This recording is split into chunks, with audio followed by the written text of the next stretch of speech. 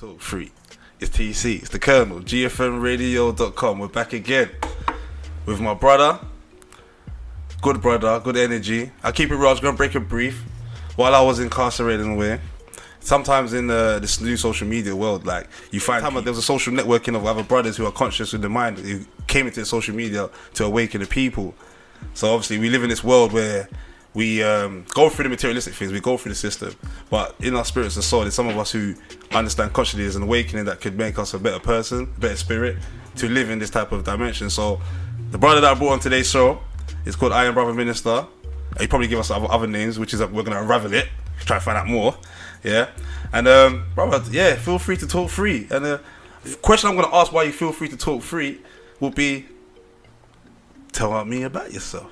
You know, first I would like to say it's an honor to come on your show, my brother. Thank you, you know, I've been watching you, you know, from that period to this period, and I'm seeing a lot of progression.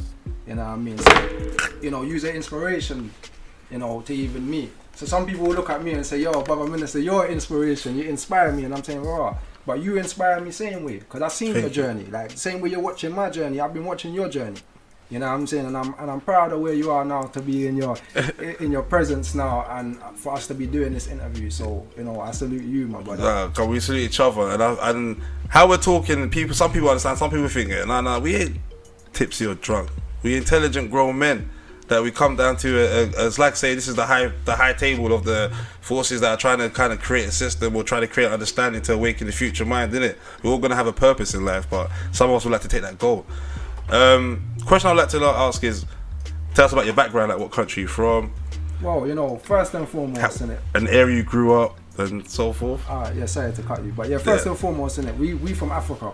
You know, from you're a black person or, you know, labeled a black person, you're from Africa. It don't matter if you find them in Australia, whether you find them in North America, Europe, wherever you are. So this is one of the things that we have to kind of, as black people, we need to kind of understand it, however you want to term it. Us coming from the Caribbean, to answer your question, we coming from that experience. And that experience is, you know, some people have made us hate where we're coming from. And Malcolm X said, if you can't love yourself, or you can't love the fruits of the tree and then hate the tree. You understand? And that's what, you know, they made us. UK, London, or, you know, I'm coming from Jamaica. We didn't want no parts of Africa. Yeah. You understand what I'm saying? I was called African Bubble. You understand what I'm saying? You know, roots come on. That was it, innit? Yeah, like, yeah. We find the one brother from the continent now, we're calling him Toby or Kunta. Yeah. You know what I'm saying? But this was a programming that they programmed us with, and that creates division. So, you know, where everybody else is on a fair, you know, a fair playing field, we're already, you know, it's disadvantaged. And I will say, for example, the Asian culture is very tight in the business community, even if they think those white cultures. Even today's times, you might get the Polish cultures who's come into this country now. You get the Slovakians, you might even get the Romanians, even the Romanians. Yeah, they don't see them do it, but yeah. So, but the Polish are doing really good. The Polish, 100%, and they came way after us. So why are we within now? 5 years and stuff? They've gone back home and they're building like their economy's growing quick. But this is the question I had to ask myself, innit? Because we're gonna get back to answering your question, but I had to ask myself these kind of questions, innit? Like, if you look at the Polish, they've just came over here. They got shops, they got businesses. They're doing really well. Like, Polish people should be really proud of themselves right now in the UK. How they came from nothing or from nowhere, and they're doing really good.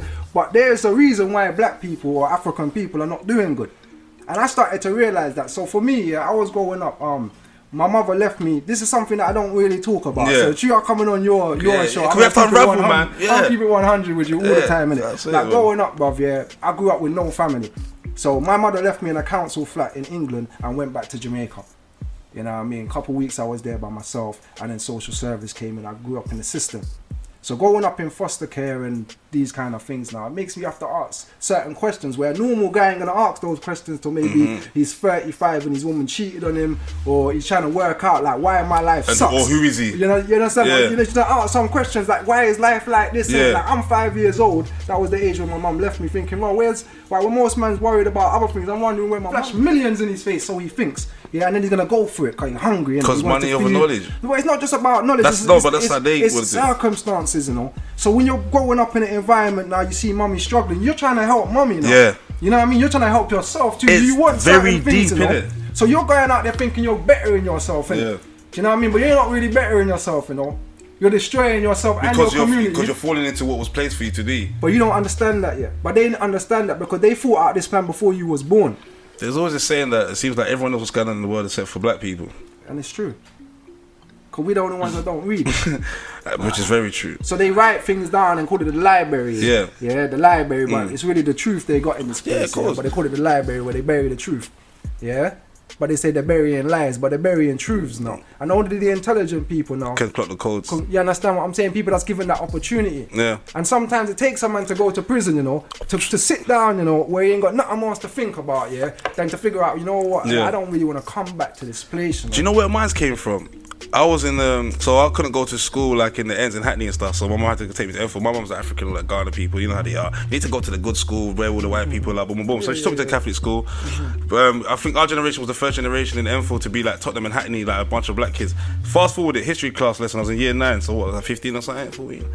I said to the history teacher, we went through a whole, like the whole year through Macbeth, this one dying, this shit. It was, you know, like I like history, I like information. So we was going, I put my hands up, said to Miss Fitzgerald, what are we going to learn about black people? She went flip, she goes, you lot were slaves and we freed you. And then, you know, Mr. Question, get to the back of the class. And, you know, just for that reaction of me asking about my people and she gave me that, that's what clicked me. I said, there's something going on in this world. Now it's making us stand because I'm always, so, you know, started researching in it. First thing I did, I spoke to my dad and my mum to ask them about, can you teach me about my history, our people? Like, what's our village? Like, who's our people? How far did we go? How far information do you know about ourselves? And obviously, all I got taught was, don't worry, Jesus will make everything okay. So obviously, in that kind of sense of thinking of, you know what I'm trying to say? I start searching and I've learned things. When you think and ask questions like you did yourself, you search, it becomes different. So it splits us in two ways. But you see, with my search, she was searching for God. Because I was really asking, like, why am I in this position? But I asked God. You know, ask God. I'll be real. I said, God, why is the world in such a way that the people that are in power of the world are so evil? I don't understand this. Like, I'm being real. I actually said to God, like, just get me right or wrong. Cause I asked my grandma, if I die, if I'm 14, 7 years bad and 7 years good, where am I going, heaven or hell? You know, she said, if you live your life. So she was giving me answers, but it still wasn't resonating with the answers. The answer was like something that's programmed that you just say on. And I went past that. So it's like I asked God, just seriously, if this world, the people who's in control of this world, the people, it doesn't matter if it's white, black, or it's a mixture of them, but it's the people. Why are they evil? Why is there a certain race, my people race, targeted in such a way compared to the world? That's why I had to start separating it. What answer did you get up, just out of curiosity? What did you come up with? Research. Research. It took me to research. And why is it, like, I know you're doing an interview, but I got interview. Yeah, of course. Why is it that you think black people are in the position or conditions they're in today? And the whole world wants to go into Africa. You know what I'm trying to say? So even when you're on top of head, like 2050, they've already planned to have every European corporate company in Africa. Right. While we are thinking 2050, we need to go and get a mortgage in this land. You won't be able to get a mortgage. Whatever these people are thinking, you know what I'm trying to say? But you see London here, for all the listeners that are in the UK, like, they're gonna make London so expensive for you to live.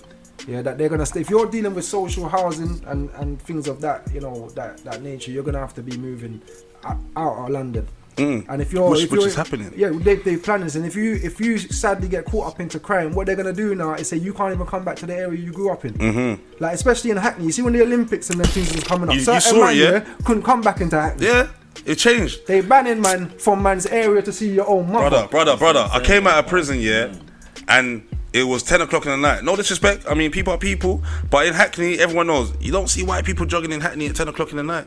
So when I started seeing that, I said, yeah, it's changed. Exactly. I said, yeah, it's changed. Just for that alone, that sight alone in Hackney. You know what I'm saying? I'm not saying it's a bad thing. I'm not trying to condone it because someone, you know what I'm trying to say. But I'm just showing that a social system has changed, and it's not through our control. Dalston used to be a black. Remember they had the bookshop down there. The bookshop closed down. Yeah. You know, they gentrified all the youth clubs, the Rastafarian youth clubs, closed down. Because I used to go to them. They showed me about Shaka Zulu. One time it was about 10 o'clock in the night. I was about 13, like, we don't go home. And then all the Rastas were there, innit? So then I went into the club to chill with them. You know, Banzoo's and then said they put Shaka Zulu on. And they put the Shaka Zulu that the Europeans said that it can't be played on TV at the time when it was out. And the truth was because that's when I heard the Queen, who was acting, saying, you need to kill him, he's a god. Why is this god still living? And I was like, right. You know what I'm trying to say? I'm like, yo, I've been watching all Nickelodeon and stuff, and you're telling me this is what's going on, and this was watching at the time. But how come you know what I'm saying? So I'm thinking to my grand, what are you watching? No, do you know what the worst was? Sorry, I'm gonna go on. One day I was watching Roots. My first time watching Roots with my family, sitting there, and then I'm seeing these people coming to Africa, beating and forcing Jesus. And I'm, you know, like, obviously I've grown up now being a Christian. So I looked at my mum. I said, Mum, these people have come into Ghana here, basically, and enforced us. Why are we praying? I don't understand. That's right, my boy. You told, you know, obviously I got a backlash for it, but I'm saying, but they're visually showing you what happened. That's right. They're not And even that's lying what to you. they took. You know what I'm trying to say? Exactly. And still now, But you know what I learned though? Sorry, because what happened was this. It's an advance. It's scientific as well. See, black people were everything. We're the universe, we're maths, we're science. So scientifically, what they know is this. There's a timeline of generations of consciousness and strength. My parents and that strength, so they'll be like the compared to Jamaica, comparison to Jamaicans would be the Windrush people, that age group generation. They're kind of weak and fearful, so they obey to the system. But obviously they have a small majority that were against it. That's right. But it was very. Yeah. So the generation that came after them, which would have been the guys from the 80s and 90s and stuff, they had to make sure they had to destroy that and dilute that quickly because that was a generation that didn't from a timeline is coming back as a rebirth or it's all And now, it's all a these spiritual youths kind now- of thing awakening. And these youths now, you know, you can't tell them no foolishness. Do you know what I mean? But they have to be educated in the right way for their power to be embraced. That's what I'm trying to say. Because what's happening is that they're giving them the social media, but the social media is now used for them to make money and to be free and to think that they can make something of themselves. That's right. But also, it's there to learn and give you information. But what they don't understand is still a matrix. That's right. It's like you, like I said to you before. It's like you think you're winning, but you're losing every time. So what's the key? Because what we do is like this. People say, you know what? For all the years we're growing up, we hear this all the time about people. We have our debates, and like I say, we can rant about black power stuff. So everyone wants to know solutions. Yeah, and this is the thing, innit? Like, you know, the first things first, innit? We've got to accept who we are, innit? Yeah. That's the first thing we have to do is acceptance, innit? Accept who you are. Yeah, and then from there now we're gonna have to start changing or working towards changing the conditions that we're in. Like we've got to be conscious aware that, well, you know, these, even if you want to look at the young people now that's on the road gang banging or whatever, we got to look at this. This is my little brother or my son or my nephew.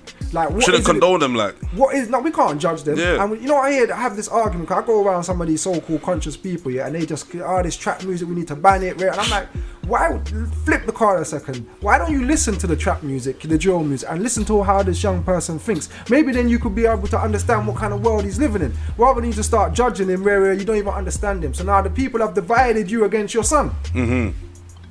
Because you can't reach little Kwame no more. Because Kwame's on road now, he's gang banging. But now you turn your back on your son. And now the streets have him. But the streets don't love him. Everybody knows that the streets don't love him, you know. Man just out here trying to get a piece in them. Man just out here trying to get a money to cut in. But do you know what it is? I think because we feel, I must have felt there's no other home. Because we actually had a home, which is our family home, but it's broken. It was broken the fact that we had to feel that as men, brotherly independence. love, you know, we like brotherly love in it. So that brotherly love, yeah. But you see the thing about the streets, you know, we think that is love, you know. I'm telling you, a lot of the time, yeah, you think that's your brother. When the time comes when he's getting 15, 20 years, is he gonna be your brother to keep quiet, or is he gonna be the man? It gets sitting all in complicated. court, saying, yo, that's him. He did it. He's the one that came to my house at 6 a.m. Come with a thing. We went here. We did that. Man's all telling the secrets. The terminology of brother should be used in a way of it keeps you stronger, embracing yourself. We had to study our history. What they use as brother keep. Oh, sorry, I'm gonna pause it. I had a quote and I got a theory. The reason why we can't build pyramids and we can, no matter what they say, I had a theory. It's simple.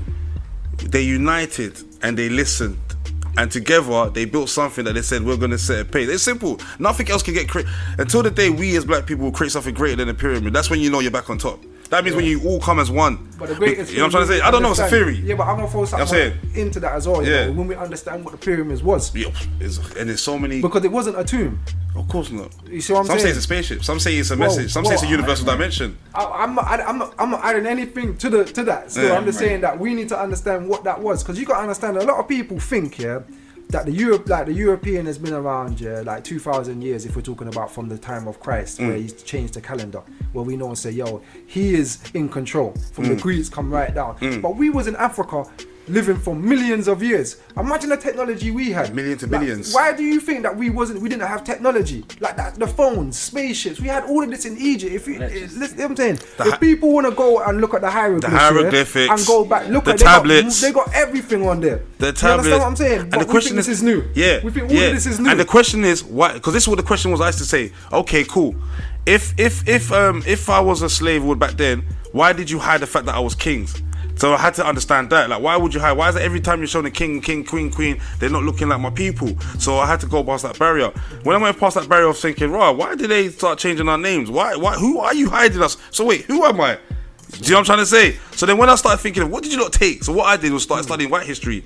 I studied their history from when they rose, when they trying to, obviously from the Grimaldi days, when they, you know, because they won't teach you about when the Africans came And to taught teach them. them and taught them. Yeah. But I always hear my great grandma talk about it. But I'm thinking I've never seen it visually or in a book. So what are you talking about, great grandma? But when I started researching deeper to their content and what they keep for themselves, like you said, black people don't read, so we won't search. Yeah. But But it's there though, if you search. when I was in jail, you know what I used to do tests here, man that know man would do. I lie.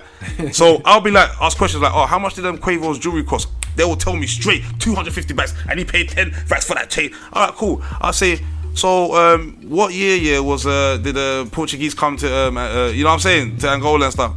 Niggas know what I'm talking about. Okay, what king raised? You know what I'm saying? They know what I'm talking about. And they could be from Angola. But we know so much about stuff that is not really important or relevant to us.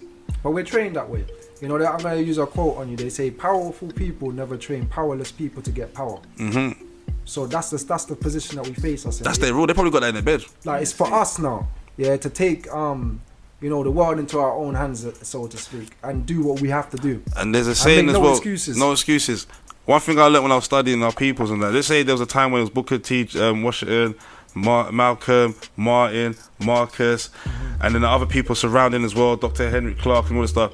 Everyone kind of had the same goal, even Farrakhan and all that lot. They all had the same kind of goal. It might have differences, you know, but they kind of still had the understanding that we have to kind of have that unity back. Yeah. And they might have their different ways. Some might use it for religion, some might use it for psychology, some use it in a historical way. They all had their Astro Cressy, Dr. Joyce the Great. Everyone's, you know what I'm saying? Yeah, we got to have that common unity. We got to kind of and got to bring it down. I think what we should do is use our youth, saving our youth as a thing that's going to get us to come together. The future. Because I think that, you know, more than anything, you know, we have to protect our children and we have to protect our women.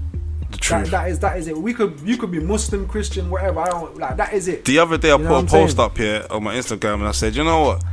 I've been hearing a lot of man complaining about this new kind of era of women that they implanting themselves of that independency, and you know what, I'm going to sell myself for money because in the same time, and I said, you know what?